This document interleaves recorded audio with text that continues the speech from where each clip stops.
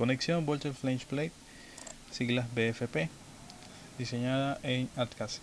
Vamos a iniciar abriendo un archivo el cual ya trabajé anteriormente, y es el archivo, está acá, lo localizamos y le damos a abrir. Esto se puede hacer porque el programa permite guardar los diseños que nosotros trabajemos y poderlo seguir trabajando después. Es lo que estoy aplicando, y estos datos iniciales son como cualquier otra conexión precalificada que ya hemos visto los ejemplos de cómo introducir los datos. Ahora vamos a introducir los datos del patín de la viga, la placa de patín y la disposición y número de pernos. Vamos a empezar aquí. En el patín de la viga los agujeros tienen que ser estándar. La holgura de montaje es la separación entre la viga y el patín de la columna. Vamos a dejarlo en media pulgada. El diámetro máximo, que es para prevenir la ruptura de la placa, entonces debemos elegir un diámetro que sea menor o igual a ese diámetro máximo. Aquí tenemos las distancias mínimas al borde y máximas según el diámetro que hemos escogido, y podemos ver aquí desde el programa directamente, consultar el estándar, en este caso las especificaciones de la ISC, en donde se detallan los requerimientos para distancias mínimas y máximas al borde. Esto lo podemos ver en las ayudas emergentes que salen al situar el ratón en cada casilla. Introducimos la primera distancia al borde y vemos que se ha calculado el gramil y se ha chequeado según el espaciamiento mínimo. Si nosotros introducimos un valor que sea mayor a la distancia máxima al borde o menor a la distancia mínima al borde, obviamente va a estar errado y el programa va a indicar que hay que ajustar ese valor. Aquí está el valor del gramil práctico según la sección de viga que hemos elegido. Aquí podemos leer un poco más en qué nos sirve este valor. Pasamos a la placa de patín. Aquí podemos elegir entre agujeros estándar o sobredimensionados excluidos del plano de corte. Proponemos un espesor de placa de patín, en este caso proponemos un espesor inicial de 1 pulgada, y aquí ATCAS nos dice consideraciones para introducir un ancho de placa que sea razonable. Aquí introducimos un número inicial de pernos. Aquí nos dice una consideración de más o menos cuántos pernos necesitamos inicialmente. Proponemos también un espaciamiento o distancia de paso entre ellos. Vemos que esta distancia de 3 pulgadas no es adecuada, así que lo ajustamos hasta 3.25. Con esto ya podemos ir a calcular en el menú diseño y ya tenemos los cálculos realizados, las revisiones de precalificación de la sección de la viga, la columna, así como la relación columna fuerte viga débil que tenemos por aquí abajo, que está cumpliendo perfectamente. En la pestaña de diseño de la conexión, como siempre, tenemos todos los valores de los momentos, pero aquí vamos a examinar esto.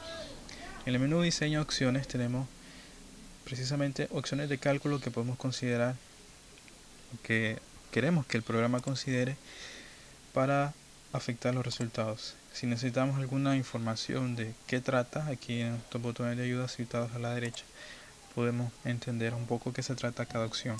Vamos a marcar esta, veremos que el momento en la cara de la columna aumenta un poco, le damos a aceptar y volvemos a correr los cálculos con F5 y vemos que efectivamente el momento en la cara de la columna aumentó un poco. Esto hace un diseño un poco más estricto en ese caso. Vemos que el espesor de la placa de patín mínimo es mayor al espesor que hemos propuesto inicialmente, así que tenemos que ajustar. Este espesor vamos a proponer de 1,5 pulgadas, o sea 1.5. Apretamos F5 para volver a calcular y ya tenemos el espesor ajustado. También el número de pernos propusimos 16, realmente necesitamos 14 pernos. No olvidamos de esta ayuda inicial y ponemos 14 para que tengan convergencia. Y ahora sí tenemos un número de pernos adecuado, igual a requerido. Aquí tenemos las revisiones que se hacen en la placa de patín. Primeramente tenemos el diagrama de los casos de bloque cortante que son considerados por el programa. Aquí tenemos el pandeo de compresión, aparentemente no está cumpliendo, porque el chequeo se hace con la carga que entrega la placa de patín. Sin embargo, vemos que 810.22 es justamente un poquito mayor a 810, que nos da la resistencia a pandeado de compresión de la placa. Por lo tanto, podemos considerar que está cumpliendo perfectamente. Pasamos a la revisión de la ruptura del área neta por tensión. Vemos que está bien. En el caso de bloque de cortante en el patín de la viga, que se ha calculado y está también cumpliendo.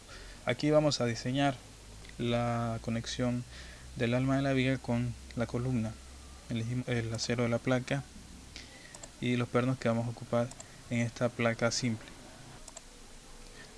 Aquí especificamos el diámetro que vamos a elegir y aquí introducimos las dimensiones de la placa simple. Vemos que aquí hay unas notas que están revisando la distancia al borde si es adecuada según el valor que proponemos. Aquí tenemos también una ayuda contextual que nos dice que ese valor no puede ser mayor a cierta cantidad. Si no es adecuado, se resaltará en rojo. Seguidamente seleccionamos el número de pernos que queremos en la placa simple y el espaciamiento o la distancia de paso entre estos pernos.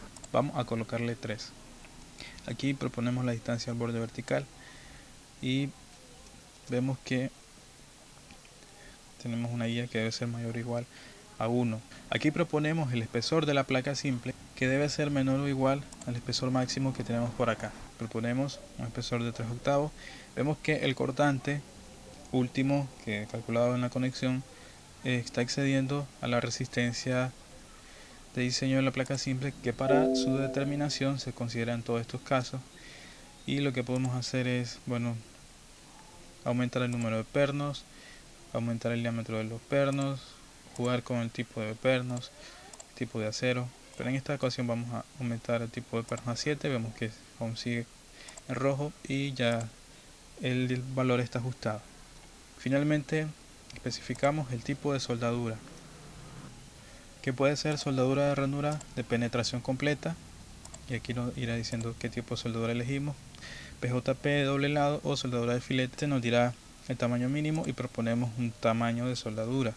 Si nosotros proponemos un tamaño de soldadura muy grande, vemos que aquí tendremos una advertencia, la cual nos dirá que la placa puede fracturarse debido a una soldadura de filete muy grande. Por lo tanto, le damos un tamaño óptimo, en este caso 3/16. Y con eso ya tenemos diseñada la conexión del alma. Vamos a la siguiente pestaña, placas de continuidad. Vemos que necesitamos el uso de rigidizadores de la columna. Proponemos el espesor de las placas de continuidad. En este caso vamos a ponerle media pulgada. Establecemos el ancho. Vamos a indicar que coincida con la proyección de los patines de la columna. Proponemos el recorte en la línea de contacto con el patín, los recortes en la línea de contacto con el alma.